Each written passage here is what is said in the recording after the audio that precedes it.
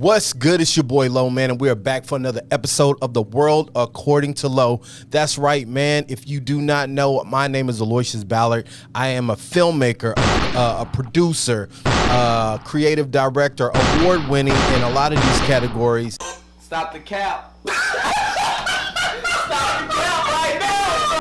And man, I am a creative at heart. I could keep going with all the hats that I wear, but man, listen, I want you to know that I created this platform, number one, for my self-health and my mental health, to be able to get these ideas out and to help other creatives. Now, the creatives that I normally tend to speak to are creatives who wear multiple hats, who find themselves often being the leader or the person that has to be a one-man crew at times, as well as just a one-all be-all for most people.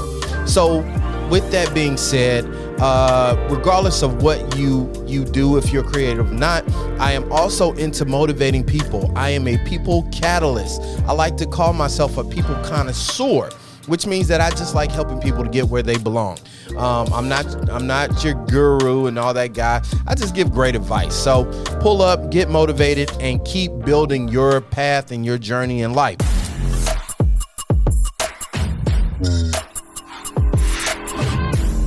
All right, so last week I talked about something that really hit with a lot of you creatives, and it was the four-letter word that we hate to say, which is help. And I realized, man, it really helped me get an understanding to the things that you guys want to hear from me. And I want to make sure that I'm giving you that type of content. So this week, I want to talk about something that's close to that. And it's often, I guess it is connected to the relationships that we have. A lot of times I notice that we have people in our lives that either take advantage of us as creatives, as people that's always giving, or they are people who truly need our help and get so used to it that they think it's just the natural order of things. And a lot of time that leads to burnout. A lot of times in my experience, I have found myself, and I can say this, most people that come into my life are people that I end up pouring into more than they pour into me. Now, when I say that, I don't mean that in a negative way. I actually mean that in the most positive ways, but a lot of times it turns negative. So let me give you an example. There have been people in my life that have come in. When I find them, they're in a certain place of their career or their journey, and they really don't know what to do. So they have talent or they have the ability to learn something. And because of that, I end up being a natural teacher of sorts. You heard me say earlier, I like to build people, right? So in that, I'm constantly pouring into them. And because of that, they start to see increase. So I find ways to place them into profitable situations where now they're making money or they're monetizing skill sets that they learn from being around me.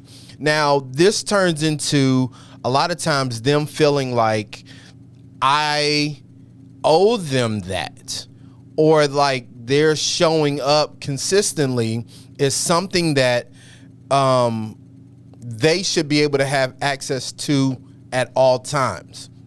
Now, you may find yourself in a situation. You may find yourself where you are helping someone and you're providing them an opportunity and that they don't have to work for. Let's make sure we talk about that. And because of that, they think that they're entitled to you doing so forever without an expiration date. I come to tell you today, that is not how this works. And I had to learn another word that we as creatives have to manifest this, right? We have to manifest this in our lives, but not just manifest it. We have to practice this method of saying no and keeping boundaries. I'm going to say that again. We as creatives have to learn how to say no and how to create boundaries. It's not about you being the bad guy. It's about you protecting the resource. Okay, so stick with me. If we just constantly go anywhere, if we just tap into a resource and we just use it up, we waste it, we just don't control it, it becomes good for nothing because we're wasting more than we're utilizing it. If you ever see somebody who strikes oil initially gushes out, right? Like it's spewing everywhere. But guess what? You cannot allow that resource to remain untapped, or it's good for nothing. Now, this is how we are to other people. We become a human resource. Now, being a human resource doesn't mean that you are just filled with endless ability. No, you will get burned out. You will tap out. You will dry up. I like to use this analogy with all of my working associates, anybody that's in my circle. I have a process that I call breathing. And you may have heard me mention this on the podcast before. Breathing is what your relationship should do. The way our lungs works is such a beautiful thing because you never have to think about breathing. Matter of fact, if you overthink breathing, you find it hard to breathe. And that's what our relationships are often should be like. We should be able to have something where we reciprocate. I'm trying to talk fast because of the time here. Bear with me. But we should also be able to give. So the earth gives us oxygen. In return, our exhale gives the earth CO2, which is something that we offer the earth and plants so that they can produce oxygen.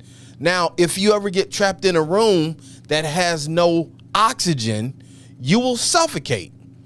And a lot of times we go into relationships where there's no breathing involved. There's no oxygen for you. They're not giving you in return of what you're pouring out to them. And because of that, the relationship is now hindered. Now, I want to talk today again about boundaries because boundaries allow you to protect yourself from entering into a suffocating situation. Now, I want you to think about all of the relationships, not everybody. Think about the people you spend the most time with. Those are the people that you give most of yourself to. They're constantly taking. They're taking your time. They're taking your mental ability. They're taking your emotional ability. They're taking all the things that are vital to your survival. And it's often in these relationships that we find ourselves struggling and suffocating in the long run.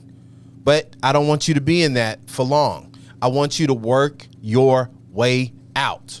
So here's how we can do that. Here's some things that I've learned that help. Have a realistic expectation on what people can and can't get from you. I'm going to say that again. Have a realistic expectation on what people can and can't get from you. Now, if you're helping someone, like I love helping new creatives, and I will give them some advice. But then sometimes they'll want to run everything by me. And then it becomes me actually working on that project with them. That is not something I have time or the ability to do long term. I can help you, give you some advice, but you have to use the tools that I've given you, the instructions that I've given you for you to make it applicable to your own route and journey. Okay? So that's something I want you to do. And I don't want to make this complicated. And I want you to work on saying no. If you feel hesitation within yourself when someone asks you for something, that is your first inclination to say no.